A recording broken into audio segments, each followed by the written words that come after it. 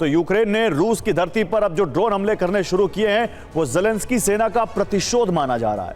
दरअसल अमेरिका के राष्ट्रपति डोनाल्ड ट्रंप ब्रिटेन के दौरे पर गए थे। जिस दौरान ट्रंप लंदन में थे उसी दौरान पुतिन और उनकी सेना ने कीव समेत पूरे यूक्रेन को दहलाकर ट्रंप और स्टॉर्मर के लिए संदेश भेज दिया। संदेश ये कि रूस यूक्रेन में अपना अभियान तब तक नहीं रोकेगा जब तक कि यूक्रेन में पुतिन के सभी लक्ष्य पूरे नहीं हो जाते। उसके बाद ट्रंप ने जो कुछ कहा है उससे यूरोप में एटमी विनाश का खतरा मंडराने लगा है। रूसी राष्ट्रपति व्लादिमीर पुतिन से अमेरिकी राष्ट्रपति डोनाल्ड ट्रंप इतना भड़क गए हैं कि उन्होंने एक के बाद एक कई बड़े ऐलान कर दिए।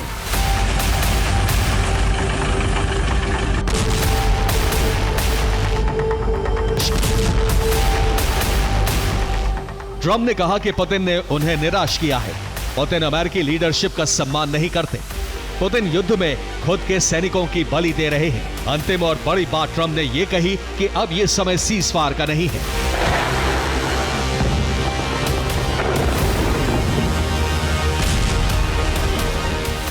तो सवाल यही है कि अगर यह समय सीज़फायर का नहीं है तो किसका है? क्या ट्रंप यूक्रेन युद्ध की आग में और बारूद डालने जा रहे हैं? क्या शांति प्रयास विफल होने के बाद अब ट्रंप रूस के खिलाफ फुल स्केल वॉर छेड़ने जा रहे हैं? इन सबसे बड़ा सवाल यह है कि आखिर ट्रंप ने पुतिन के खिलाफ इतनी कड़ी प्रतिक्रिया क्यों दी?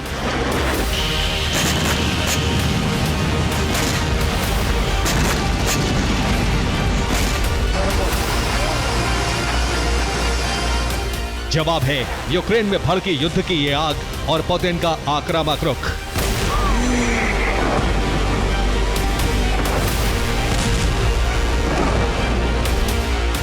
दरअसल ज़ेलेंस्की पुतिन से बिना शर्त मिलने को तैयार हो गए थे। ज़ेलेंस्की ने सीज़फायर के लिए पुतिन को प्रस्ताव भेजा था, लेकिन पुतिन ने इस प्रस्ताव को सिरे से खारिज कर दिया। इस बात की पुष्टि रूस के विदेश मंत्री सर्गेई लावरोव ने की है।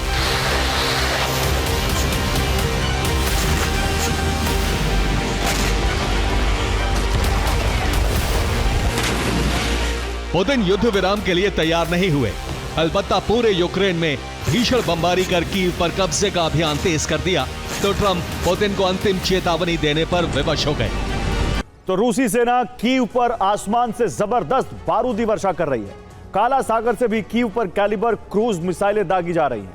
इसी के साथ रूसी सेना ने बेलारूस फ्रंट भी खोल दिया है। बेलारूस की तरफ से भी कीव पर ड्रोन हमले हो रहे हैं। कीव बेलारूस से सटा हुआ यूक्रेनी प्रांत है। ऐसे में बेलारूस से कीव को जलाना रूस के लिए बहुत आसान है। रूसी फौज अब एक साथ 5 तरफ से कीव पर आक्रमण कर रही है। बेलारूस, सूमी, खार्किव और चेर्निहिव से हमले किए जा रहे हैं। इतना ही नहीं, ब्लैक सी से भी क्रूज मिसाइलों की बरसात की जा रही है। रूसी सेना घुसपैठ के साथ कीव में ग्राउंड ऑपरेशन लॉन्च करना चाहती है। जमीनी जंग के जरिए कीव पर कब्जे की तैयारी है। माना जा रहा है कि कीव पर कब्जे के बाद वहां पुतिन अपनी कठपुतली सरकार बना सकते हैं।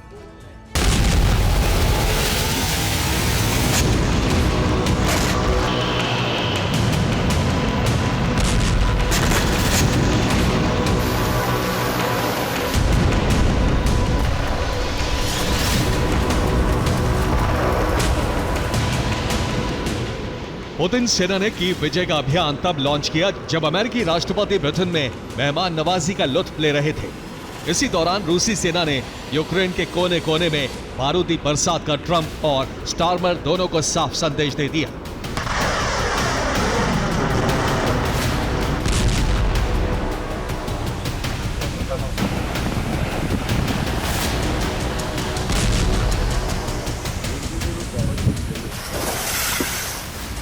संदेश ये कि यूक्रेन में जब तक रूस के सभी लक्ष्य पूरे नहीं हो जाते तब तक रूस के हमले नहीं रुकेंगे।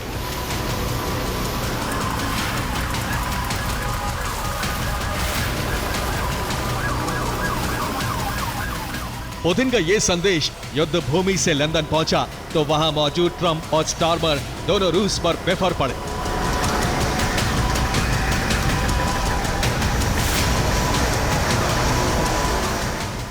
He's let me down. He's really let me down, except that he didn't respect the leadership of the United States. In recent days, Putin has shown his true face, mounting the biggest attack since the invasion began.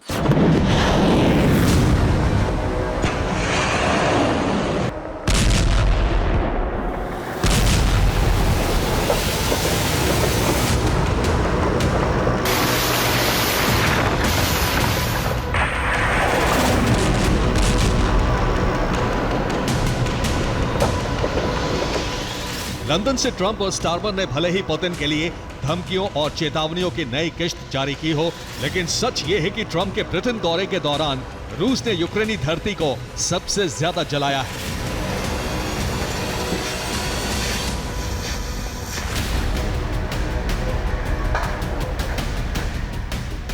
पिछले 48 घंटे में रूसी सेना ने Ukraine में जिस तरह से हमले किए हैं, वो इस बात का संकेत है कि पुतिन और उनकी सेना के रास्ते में जो भी आएगा उससे गंभीर परिणाम भुगतना होगा।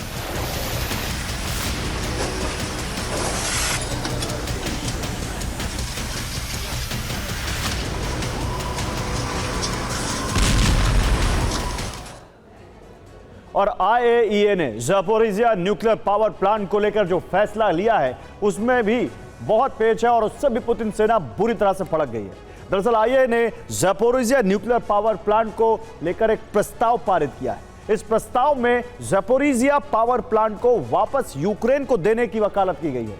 IAEA के प्रस्ताव का 62 सदस्यों ने समर्थन किया है। रूस को ज़पोरिज़िया न्यूक्लियर पावर प्लांट से सेना हटाने के लिए कहा गया है। IAEA के इस प्रस्ताव से भड़के पुतिन और उनकी सेना रूस ज़पोरिज़िया पावर प्लांट छोड़ने को तैयार नहीं है और यही वजह है कि अब पुतिन सेना यूक्रेन में पूरी ताकत से हमले कर रही है।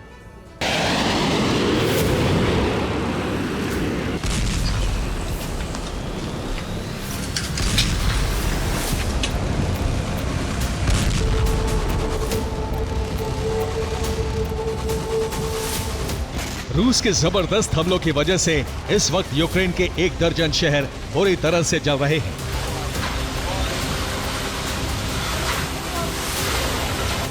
कीव से लेकर खार्किव तक, सूमी से लेकर ओडेसा तक विनाश की भयावह आग भड़की हुई है।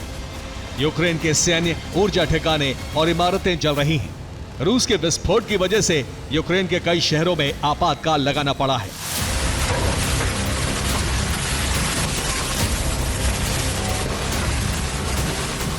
कीव में रूस ने करीब 15 जगहों पर ड्रोन से धावा बोला। सीरियल विस्फोट की वजह से कीव में कई इमारतें तबाह हो गईं।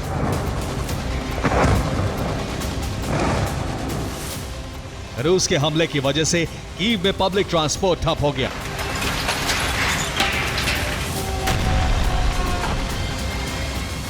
कॉन्स्टेंटिनोवका में रूस ने जबरदस्त हमला कर यूक्रेन की सैन्य टुकड़ी को खत्म कर दिया। कॉन्स्टेंटिनोवका में रूस के हमलों की वजह से 5 लोगों की मौत हो गई। डोनेट्स्क में रूस ने इस्कंदर मिसाइल से हमला कर यूक्रेन के कैंप को तबाह कर दिया। ज़पोरिज़िया में रूस ने यूक्रेन के 2 ठिकानों को नष्ट कर दिया। सूमी में यूक्रेनी फोर्स की फील्ड कैंप का नामो निशान मिट गया। रूसी रक्षा मंत्रालय का दावा है कि 24 घंटे में यूक्रेन के 1400 सैनिक मारे गए हैं।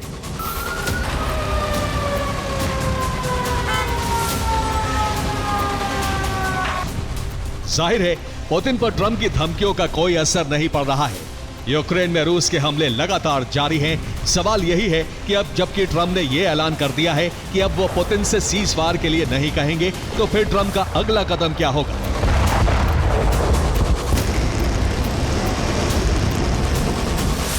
क्या युद्ध में अमेरिकी सेना की एंट्री होने जा रही है?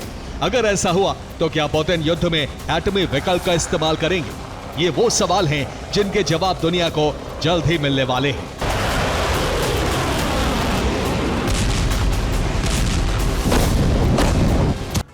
तो क्रेमलिन से एक टॉप सीक्रेट लीक हो चुका है। महाविनाशक ब्रेकिंग न्यूज यह है कि पुतिन अब यूरोप के खिलाफ फुल स्केल वॉर छेड़ने वाले हैं। यह यूरोप के कई देशों का दावा है। माना जा रहा है कि ज़पैट जैसा कोई बड़ा युद्धाभ्यास इसी इरादे के साथ यूरोप की सीमा पर किया गया है। यह ठीक वैसा ही है जैसे यूक्रेन पर हमले से पहले उसकी सीमा पर रूस ने युद्धाभ्यास किया था। यूक्रेन में जंग लंबी खिंचने के बाद पुतिन ने यह फैसला लिया है। पुतिन का प्लान है कि यूरोपीय देशों पर आत्मरक्षा का दबाव बढ़ाया जाए ताकि वो अपने हथियार यूक्रेन को न भेज पाएं। उन्हें अपना रक्षा बजट और सुरक्षा खर्च बढ़ाना पड़े। पुतिन के इस ब्लूप्रिंट का असर यूरोप के देशों में नजर आने लगा है। साल 2021 था और रूसी सेना कई महीने से यूक्रेन की सीमा पर बारूद बरसा रही थी।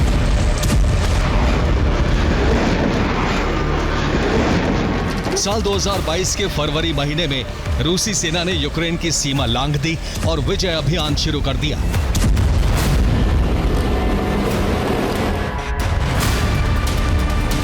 साल 2025 में रूस ने यूरोप की सीमा पर जल, थल और नभ में ज़ापाड युद्धाभ्यास किया और ये यूरोप के लिए अशुभ संकेत माना जा रहा है, क्योंकि आशंका बढ़ने लगी है कि पुतिन का अगला टारगेट अब यूरोप बनने जा रहा है।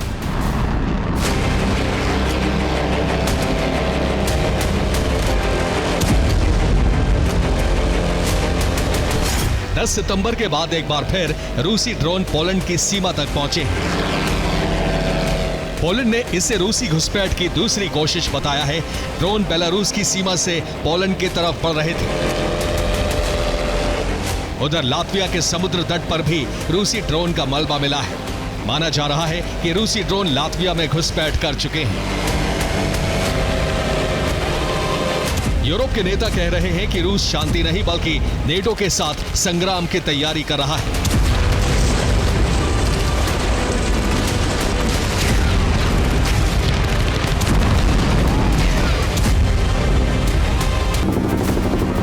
रूस की इस कार्रवाई के बाद यूरोप के देश स्पेशल अलर्ट पर हैं। पोलैंड ने रूसी ड्रोन की बढ़ती घुसपैठ रोकने के लिए यूक्रेन के साथ करार किया है।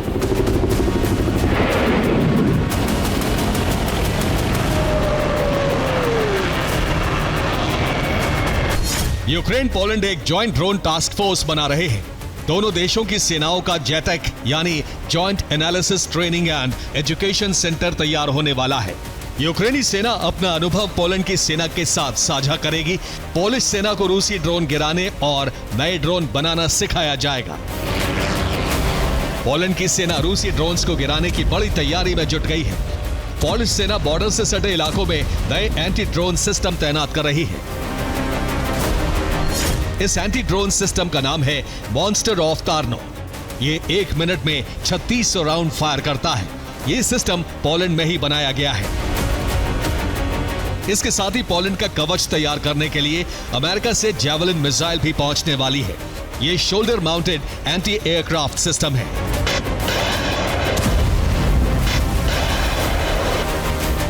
अमेरिका के साथ पोलैंड का $780 मिलियन का करार हो चुका है। हमले करने और रोकने की तैयारी के साथ साथ पोलैंड ने नागरिकों को बचाने की मुहिम भी तेज कर दी है। पोलैंड के पुराने बम शेल्टरों की मरम्मत की जा रही है और बेलारूसी सीमा से सटे इलाकों में नए कंक्रीट बम शेल्टर बनाए जा रहे हैं। तो पोलैंड के अंदरूनी शहरों में पुराने बंकरों की मरम्मत की जा रही है और ज्यादा से ज्यादा लोगों के लिए शेल्टर का बंदोबस्त किया जा रहा है। लेकिन सबसे बड़ा खतरा सीमाई इलाकों में है। इसीलिए पोलैंड ने बेलारूस और रूस के कैलिनिनग्राद सीमा के करीब युद्ध स्तर पर बंकर निर्माण का काम शुरू कर दिया है। सीमा के करीब 1000 से ज्यादा नए बंकर सीमा के पास बनाए जा रहे हैं। पुराने बंकरों की मरम्मत की जा रही है क्योंकि पोलैंड पर रूस के हमले बेलारूस या फिर कैलिनिनग्राद की तरफ से होंगे। इसीलिए इन इलाकों में सेना और नागरिकों को सुरक्षा देने के लिए बड़े पैमाने पर निर्माण शुरू कर दिया गया है।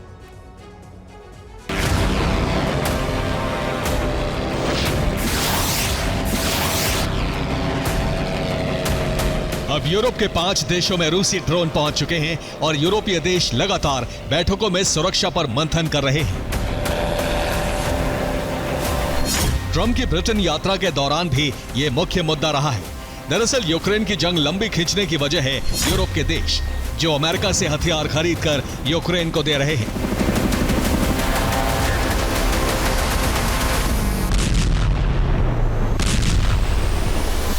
पुतिन चाहते हैं कि यूरोप के सिर पर ऐसी तलवार लटकाई जाए कि वो यूक्रेन को छोड़कर अपना घर बचाने की तैयारी में जुट जाएं। इसीलिए यूरोप पर खतरा बढ़ाने की रणनीति लागू कर दी गई है।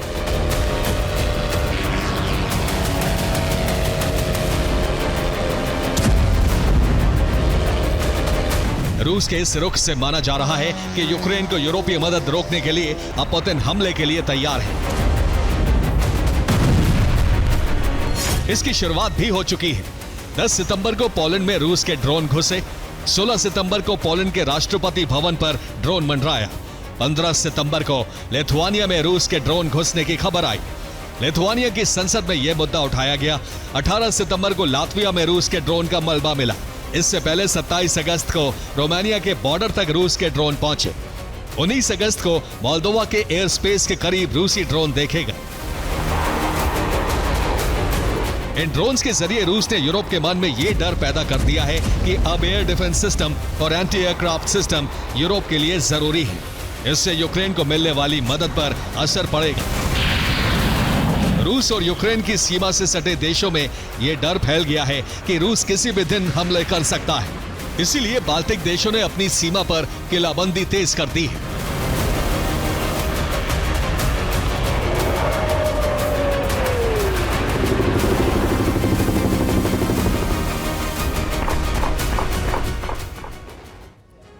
और रूस को रोकने के लिए बाल्टिक देश बड़ी तैयारी में जुट गए।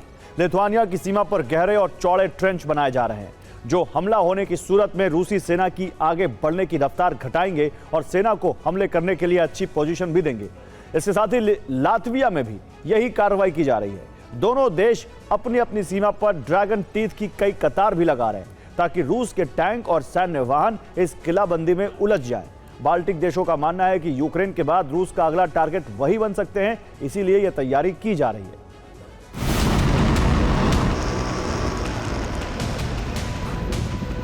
यह तय है कि यूक्रेन ने सरेंडर नहीं किया और यूरोप से उसे लगातार हथियार मिलते रहे तो रूस युद्ध विस्तार करेगा।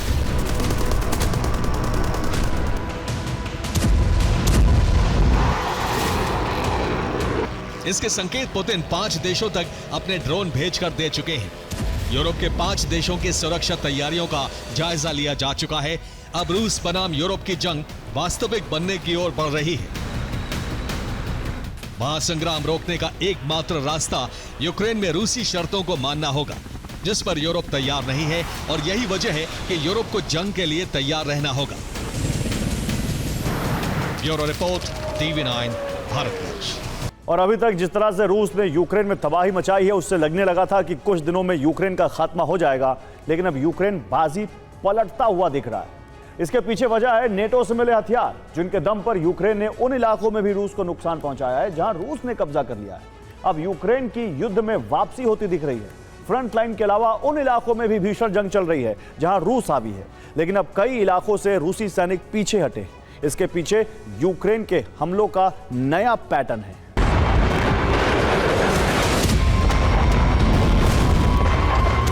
बॉर्डर से लेकर शहरों तक रूस ने तबाही मचाई है। हर दिन रूस कोई ना कोई इलाका कब्जा कर रहा है। रूस की रफ्तार यही रही तो सर्दियों से पहले ही सितंबर के आखिर तक यूक्रेन का अंत तय माना जा रहा है।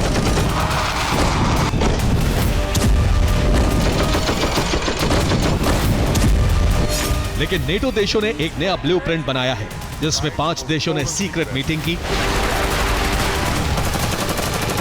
यूक्रेन, पोलैंड, ब्रिटेन, जर्मनी और फ्रांस। इस मीटिंग में रूस को रोकने के लिए नया प्लान बनाया गया।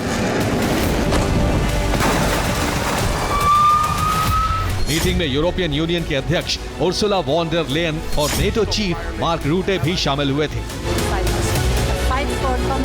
मीटिंग में तय हुआ कि अब अगर रूस को यूक्रेन तक सीमित करना है तो यूक्रेन को मजबूत करना होगा,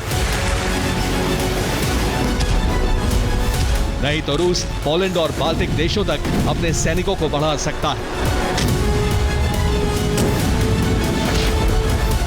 नए प्लान के मुताबिक यूक्रेन को ज्यादा हथियार सप्लाई किए जाएं। इसके अलावा ज्यादा से ज्यादा हथियार यूक्रेन में ही बनाए जाएं। यूक्रेन के बड़े शहरों में डिफेंस सिस्टम लगाए जाएं। यूक्रेन के सैन्य ठिकाने अंडरग्राउंड बनाए जाएं। फाइटर जेट की खेप पहुंचाई जाए। नेटो के सैनिक भी यूक्रेन में जंग लड़े।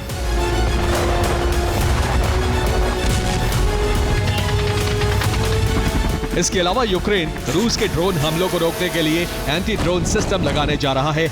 इसके लिए एक दिन पहले ही पर्ल प्रोग्राम के तहत खरीदे गए नेटो के हथियार पहुंच चुके हैं, जिनके मिलने के बाद यूक्रेन ने हमलों की रफ्तार बढ़ा दी है, जिससे रूस को कई इलाकों से पीछे ढकेलने में कामयाबी मिली है। यूक्रेन ने डोनेट्स्क का 160 वर्ग किलोमीटर इलाका रूस के कब्जे से मुक्त करा लिया है। पोक्रोवस्क और दोब्रोपिलिया के मोर्चे पर रूसी सेना पर बड़े हमले किए गए हैं। दोब्रोपिलिया में रूसी बटालियन का एक सप्लाई कनेक्शन काट दिया गया है। यूक्रेन काफी आक्रामक हो गया है। हथियार मिलने के बाद बड़े हमले किए जा रहे हैं। ज़ेलेंस्की का जोश हाई है। वो सैनिकों का हौसला बढ़ाने फ्रंट लाइन पर जा पहुंचे। डोनेट्स्क में ज़ेलेंस्की ने उस इलाके का दौरा किया जिसे रूस के कब्जे से आजाद कराया गया है। ज़ेलेंस्की के तेवर बता रहे हैं कि वो रूस के सामने इतनी जल्दी हार नहीं मानने वाले हैं, यानी युद्ध अभी और लंबा खिंच सकता है, क्योंकि नेटो ने बारूद की सप्लाई बढ़ा दी है, जिससे यूक्रेन कुछ वक्त और रूस के सामने टिका रह सकता है।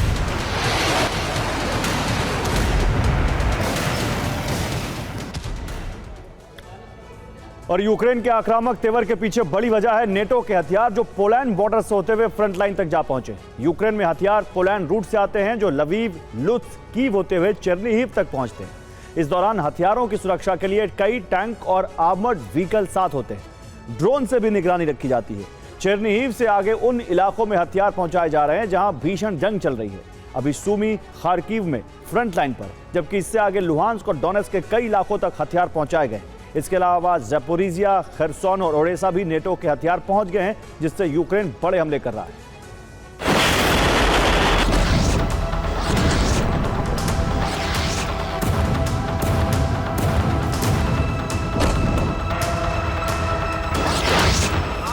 पिछले 24 घंटे में रूस पर यूक्रेन ने ताबड़तोड़ हमले किए।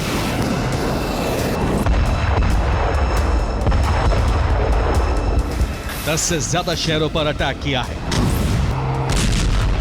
सैन्य ठिकाने, ऑयल डिपो, गैस पाइपलाइन, तेल रिफाइनरी, हथियार डिपो, प्रशासनिक इमारतें, पावर हाउस। इसके अलावा मिलिट्री बेस और एयरबेस पर भी हमले किए गए। यूक्रेन ने हमले के लिए ड्रोन के अलावा फाइटर जेट का भी इस्तेमाल किया।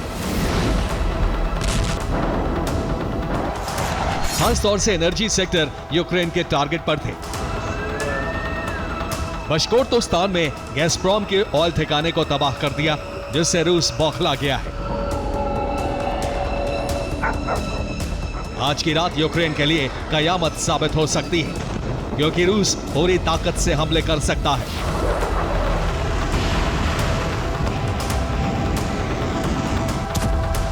वैसे भी रूस ने 7 लाख सैनिक फ्रंट लाइन पर उतार दिए हैं। रूस के मंसूबे जाहिर हो चुके हैं कि वो सितंबर के आखिर तक यूक्रेन के सरेंडर का प्लान कर चुका है।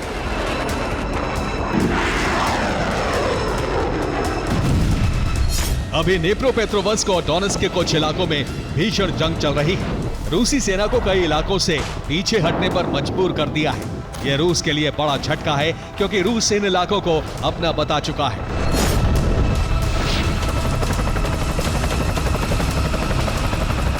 लेकिन अब फिर से यूक्रेनी फ्लैग लगाए जाने से युद्ध विध्वंसक हो उठा है, और इसके पीछे है नेटो की बारूद सप्लाई,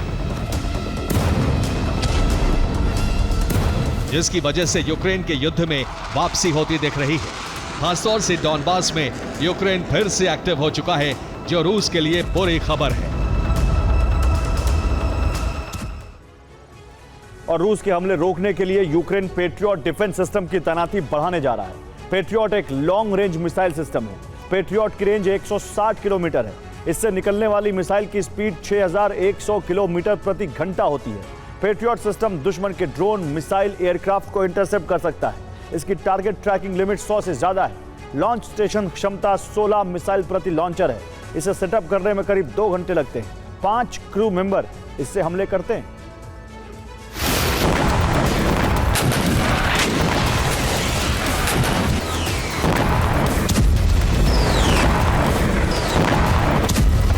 यूक्रेन ने जिस तेजी से हमलों का पैटर्न बदला है, उससे रूस को बड़ा नुकसान हुआ है।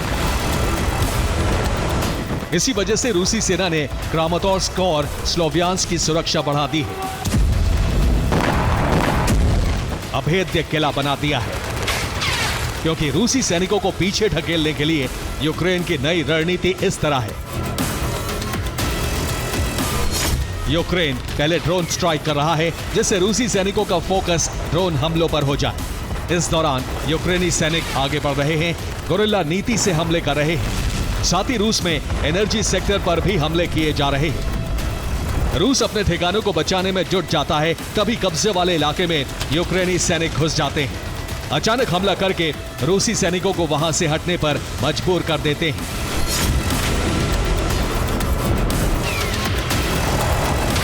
इसके अलावा यूक्रेनी सैनिक उन तमाम रूट पर हमले कर रहे हैं जहां से रूस को हथियार और रसद पहुंच रही है।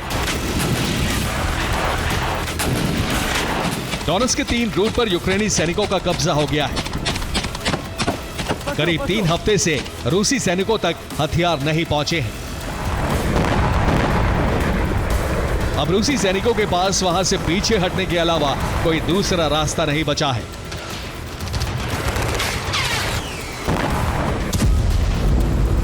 जैसे ही रूसी सैनिक हटेंगे, यूक्रेन फिर से डोनेट्स्क के कई इलाकों पर कब्जा कर सकता है। यानी एक बार फिर से डोनेट्स्क एपी सेंटर बनने जा रहा है, जहां रूस और यूक्रेन में युद्ध एक बार फिर से भीषण हो चुका है।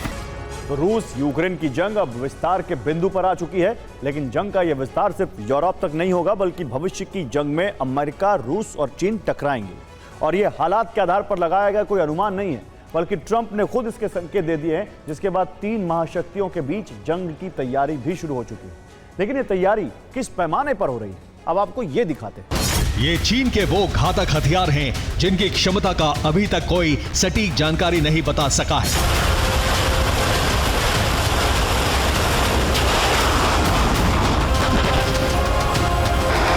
युद्ध में इनकी उपयोगिता का अनुमान भी नहीं लगा सका है, लेकिन यही हथियार अब बहुत जल्द युद्ध के मैदान में अपनी क्षमता का प्रदर्शन करेंगे।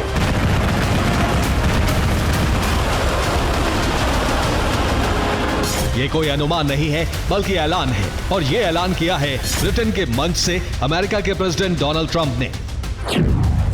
रूस का मददगार चीन करीब टकराव के दिन।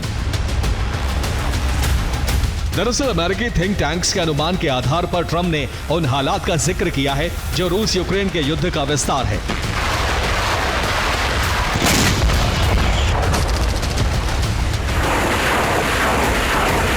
ऐसा विस्तार जिसमें 3 महाशक्तियां प्रत्यक्ष टकराएंगी।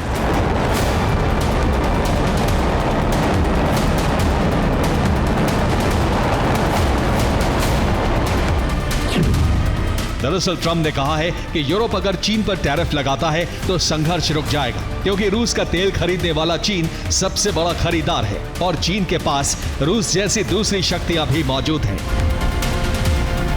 अब कूटनीतिक भाषा में समझा जाए तो ट्रंप के बयान का मतलब एक ऐसी जंग की भूमिका बना रहा है जिसमें सुपर पावर देशों के बीच जंग छिड़ सकती है।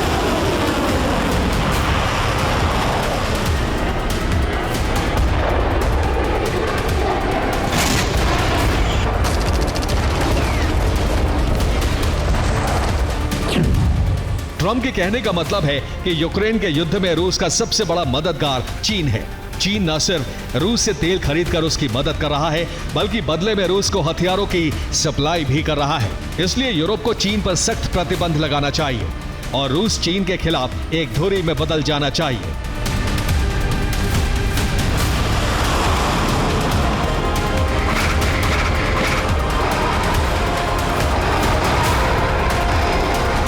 ट्रंप के बयान का मतलब इतनी आसानी से इसलिए निकाला जा सकता है क्योंकि जिन हालात में यह बयान दिया गया है वो भविष्य की भीषण जंग की तैयारी के हैं।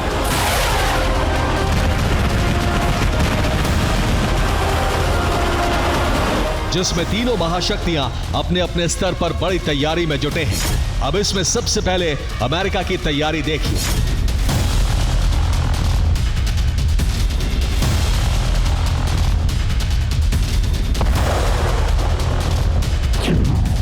ट्रंप अफगानिस्तान में फिर से वापसी की तैयारी कर रहे हैं। वो अफगानिस्तान का बगराम एयरबेस वापस चाहते हैं और इसके लिए वो अफगानिस्तान में सेना भी उतार सकते हैं। दरअसल बगराम एयरबेस को हासिल करने का मकसद बिल्कुल साफ है। ये बेस चीन के खिलाफ रणनीतिक अड्डा बनेगा, जहां 10,000 से ज्यादा सैनिकों की तैनाती के साथ एयर डिफेंस का जाल बिछाया जा सकता है।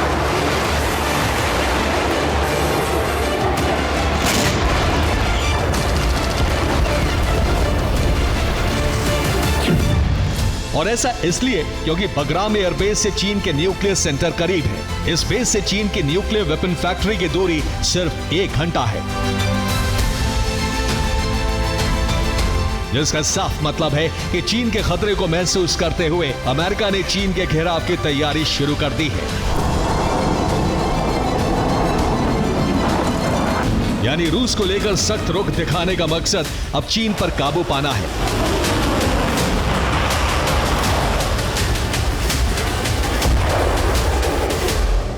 लेकिन क्या चीन और रूस भविष्य में होने वाले टकराव की आशंका से जुड़ा कोई कदम नहीं उठा रहे हैं?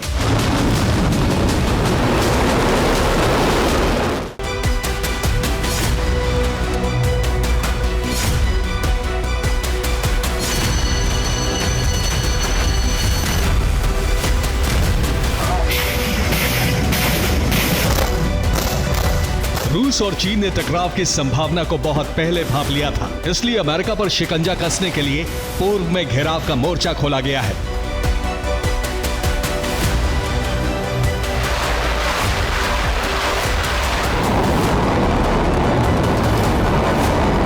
जहां पहले अमेरिका के सुरक्षा कवच में महफूज देश में मौजूद यूएस के बेस तबाह होंगे और फिर समुद्री मोर्चे पर तैनात अमेरिकी बेड़े ध्वस्त होंगे। इस तैयारी का प्रमाण सिर्फ रूस चीन की संयुक्त तैयारी नहीं है, बल्कि रूस चीन के पक्ष में शामिल देशों की बढ़ रही ताकत भी है, जिसमें सबसे अहम भूमिका है उत्तर कोरिया की। इसी भूमिका को निभाने के लिए रूस ने उत्तर कोरिया को घातक तकनीक दे दी है। दावा है कि परमाणु पनडुब्बी बनाने के लिए रूस ने एक रिएक्टर उत्तर कोरिया को दे दिया है और ये सैन्य साझेदारी यूक्रेन के खिलाफ युद्ध में रूस की मदद के एवज में मजबूत हुई है। यही नहीं, उत्तर कोरिया ने परमाणु हथियार और मिसाइल डेवलपमेंट कार्यक्रम को भी रूस और चीन की मदद से गति दे दी है, जिसमें चीन की मदद का पक्ष है ड्रोन तकनीक। वो तकनीक जिसके जरिए उत्तर कोरिया ने एआई ड्रोन तैयार कर लिए हैं। इन ड्रोन का टेस्ट भी किम जोंग की देखरेख में पूरा कर लिया गया है और दावा है कि उत्तर कोरिया के पास जो ड्रोन हैं, वो निगरानी और हमले में सक्षम है। और आपको जानकर हैरानी होगी कि ट्रंप से मिले टकराव के संकेत के बाद उत्तर कोरिया की ताकत बढ़ाने के लिए कदम नहीं उठाए गए हैं, बल्कि हालात का अनुमान पहले ही लगा लिया गया था और ताकत में वृद्धि भी पहले से ही की जा रही है, जिसका सबूत है उत्तर कोरिया को मिले 5000 टन के 2 डिस्ट्रॉयर।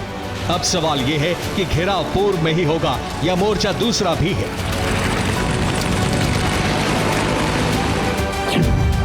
जवाब है ये तस्वीर।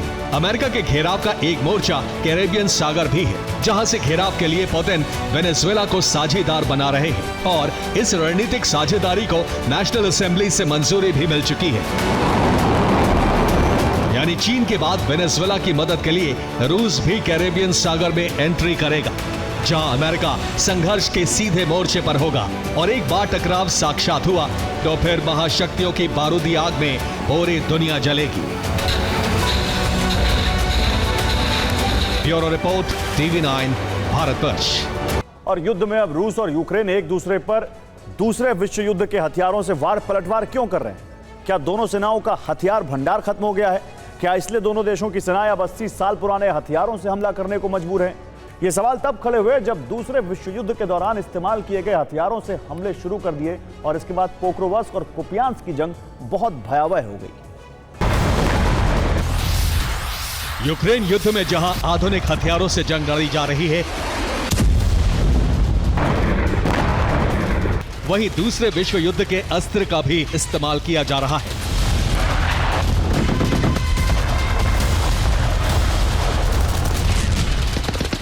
युद्ध की यह पुरानी रणनीति न सिर्फ रूस बल्कि यूक्रेन भी अपना रहा है। दोनों देश एक दूसरे पर सोवियत काल के हथियारों से धावा बोल रहे हैं।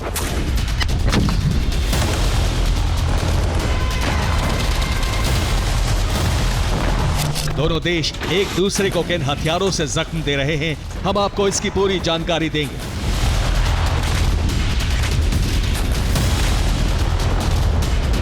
लेकिन उससे पहले युद्ध भूमि में छिड़ी सबसे खतरनाक जंग की रिपोर्ट आपको दिखाते हैं।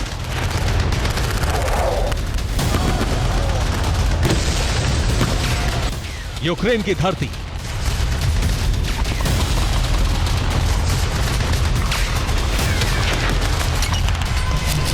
एक तरफ रूसी सेना, दूसरी तरफ यूक्रेनी फोर्स।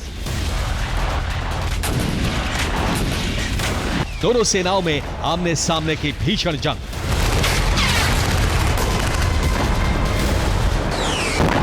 ये पोक्रोवस्क और कोपियांस्क की जंग है। इन दोनों मोर्चों को जीतने के लिए रूसी सेना जबरदस्त हमले कर रही है, तो अपनी जमीन बचाने के लिए यूक्रेनी फोर्स ने पूरी ताकत झोंक दी है।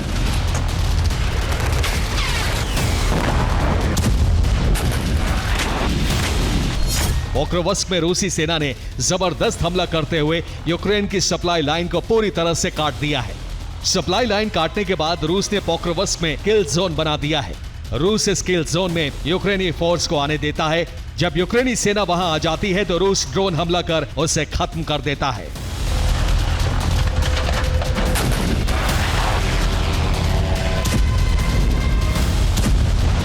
यही वजह है कि पोक्रोवस्क में रूस के इस घेरे को अब किल जोन नाम से जाना जा रहा है।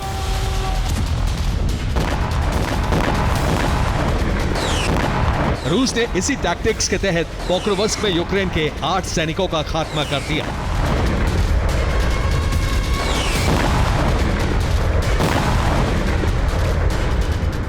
रूसी सेना ने न सिर्फ डोनेट्स्क के पोक्रोवस्क पर बल्कि खार्किव में मौजूद कोपियांस्क पर भी कब्जे का अभियान तेज कर दिया है। इसके लिए रूसी सेना जबरदस्त हमले कर रही है।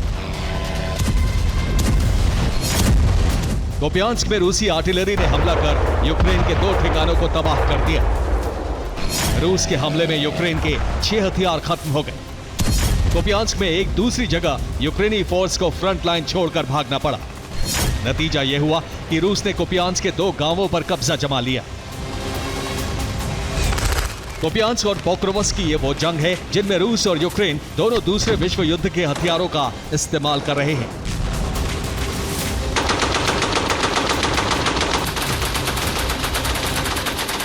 काल के गोले से हमले कर रहा है तो यूक्रेनी सैनिक DP-27 मशीन गन का इस्तेमाल कर रहे हैं। दरअसल रूस हमले के लिए महंगे हथियारों का इस्तेमाल नहीं करना चाहता, तो यूक्रेन के पास हथियारों की कमी है।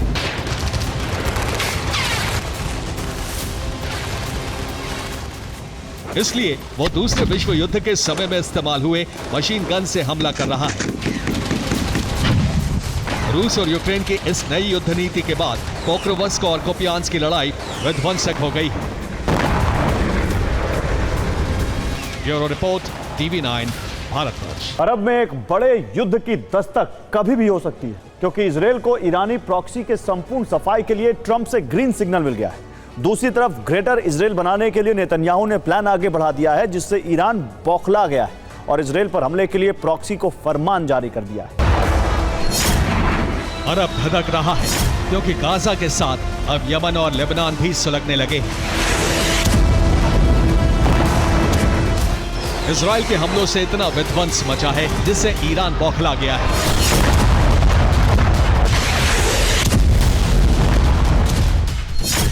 पहली वजह है गाजा पर इजरायल के हमले रुके नहीं। दूसरी वजह है वेस्ट बैंक में इजरायल ने ऑपरेशन शुरू कर दिया है। तीसरी वजह है लेबनान में हिजबुल्लाह ठिकानों पर फिर से हमले किए जा रहे हैं। चौथी वजह है यमन में इजरायल लगातार हूती को टारगेट कर रहा है।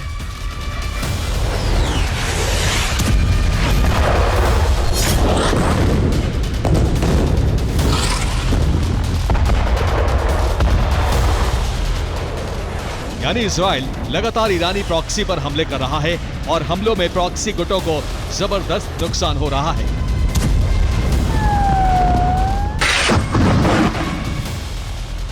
दरअसल अमेरिका के ग्रीन सिग्नल के बाद इजरायल ने ब्लूप्रिंट बनाया है, जिसमें ईरानी प्रॉक्सी का संपूर्ण सफाया करना है।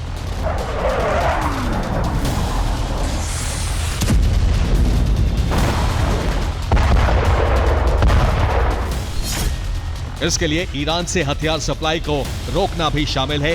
साथ ही प्रॉक्सी गुटों की टॉप लीडरशिप को चुन चुन कर मारने की तैयारी है।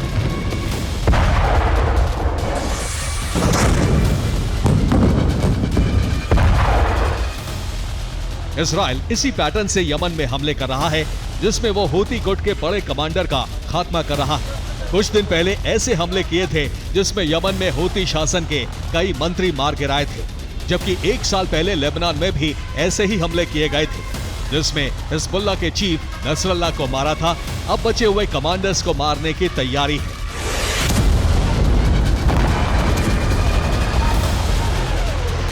दरअसल बेंजामिन नेतन्याहू ग्रेटर इजराइल बनाना चाहते हैं। इसकी शुरुआत गाजा से हो रही है, जबकि सीरिया में गोलन हाइट्स का विस्तार किया जा रहा है। गाजा में आईडीएफ ने सैन्य ठिकाने बनाने शुरू कर दिए हैं। पहला सैन्य ठिकाना राफा क्रॉसिंग के पास बनाया जा रहा है, जिससे आगे अल मवासी शरणार्थी कैंप के पास भी मिलिट्री बेस बनाया जा रहा है, जबकि खान यूनुस के पास बेस में इजरायली सैनिक पहुंच चुके हैं। इससे आगे देर अल बला और जबालिया में भी सैनिकों के कैंप बनाए जा रहे हैं, जो आगे बैत हानून तक है। बेंजामिन ट्रम्प ने गाजा के लिए जो ब्लूप्रिंट बनाया है, उसके मुताबिक इजराइल का गाजा तक विस्तार किया जाएगा। इसके लिए पहला चरण आरंभ हो गया है। जहां तक रेड लाइन है, वहां तक इजराइल का विस्तार पहले चरण में होगा। रेड लाइन से पीछे की तरफ गाजा के लोगों को शरणार्थी कैंपों में शिफ्ट किया जाएगा। दूसरे चरण में रेड लाइन से पीछे बनाए गए कैंपों से भी गाजा के लोगों का विस्थापन किया जाएगा। इन कैंपों के अलावा पूरे गाजा में यहूदी कॉलोनी बसाई जाएंगी, जिनकी सुरक्षा आईडीएफ के मिलिट्री बेस बनाकर की जाएगी। इजराइल के प्लान पर अरब देश विरोध कर रहे हैं। ईरान सभी को एकजुट कर रहा है। यूरोप में भी फिलिस्तीन के समर्थन की आवाज उठ रही है। इसके अलावा इजराइल में बेंजामिन का विरोध शुरू हो गया है।